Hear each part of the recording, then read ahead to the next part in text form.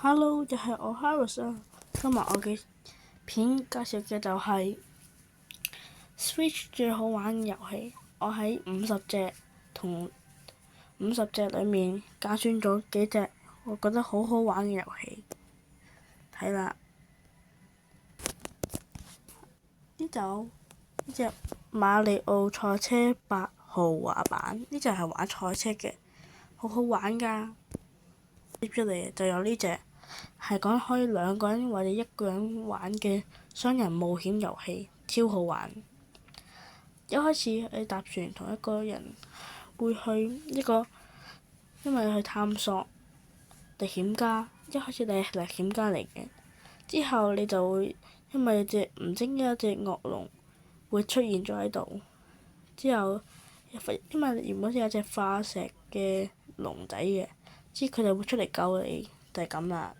下一隻開呢隻啦，必買嘅超級馬里奧兄弟驚奇版，呢個係都係玩要攞嗰個驚奇花嘅，可以變成像啦之類嗰啲嘅。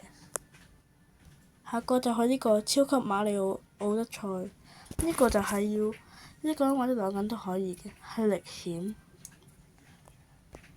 呢個海賊無雙4係講海賊王嘅，同上面嗰個人打，呢個係超級好玩嘅。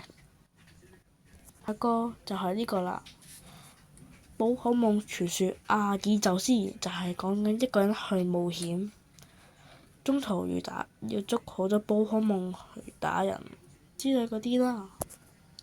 總之係做任務啦。下個就係呢個啦，胡鬧搬家，呢個係講合作嘅遊戲，可以最多有4個人玩嘅，係講合作嘅搬家師遊戲，就係咁啦。